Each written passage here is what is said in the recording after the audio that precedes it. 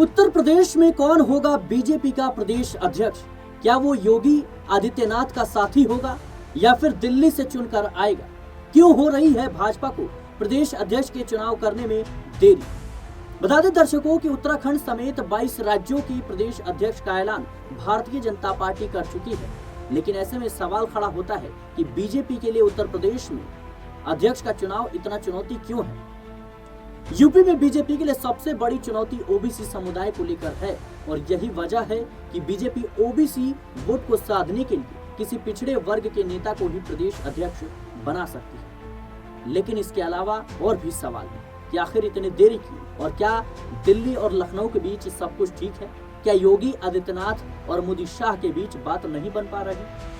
बता दें दर्शकों की कई रिपोर्ट में यह भी दावा किया जा रहा है कि बीजेपी किसी ब्राह्मण चेहरे को सामने ला सकती है। हालांकि प्रदेश की हालिया राजनीति को देखें तो पार्टी का किसी ब्राह्मण चेहरे पर दाव लगाना मुश्किल है, क्योंकि जिस तरह की राजनीति पिच पर अभी कहीं न कहीं सपा चीफ अखिलेश यादव ने बैटिंग की और कर रहे हैं, उसको देखकर यही लगता है कि बीजेपी किसी ब्राह्मण चेहरे को सामने लाकर जोखिम मोल नहीं लेगी। वो भी तब जब यूपी में 2017 में विधानसभा 2027 में विधानसभा की चुनाव।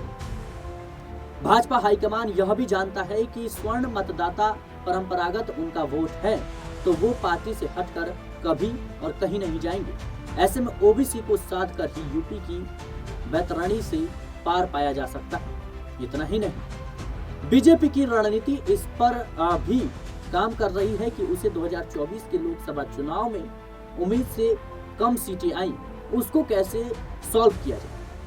सबसे ज्यादा इसका फायदा समाजवादी पार्टी को हुआ। 2019 के लोकसभा चुनाव में भारतीय जनता पार्टी को उत्तर प्रदेश में अपने दम पर 62 सीटों पर जीत हासिल हुई। लेकिन इस बार की कहानी कुछ अलग थी और कहानी ऐसी जो मोदी शाह को कहीं ना कहीं चौकन्ना होने पर मजबूर कर दिया। लेकिन इस बार पार्टी ने सिर्फ 33 सीटों पर ही जीत हासिल की। इन सभी बिंदुओं पर गौर करने के बाद यह कहा जा सकता है कि बीजेपी यूपी में किसी ओबीसी नेता को भी प्रदेश अध्यक्ष की जिम्मेदारी दे सकती है, जिससे अखिलेश के पीडीए का भी काट निकाला जा सके। बीजेपी प्रदेश अध्यक्ष के चुनाव में देरी की एक वजह इस राज्य के जातीय और क्षेत्रीय समीकरण को भी माना जा रहा है। बताते दर्शकों की भाजपा किसी ऐसे चेहरे की तलाश में है जो समाजवादी पार्टी अध्यक्ष अखिलेश यादव के पीडीए यानी पिछड़ा, दलित, अल्पसंख्यक की काट बन सके। और इसी वजह से बीजेपी के सामने कई चुनौतियां हैं।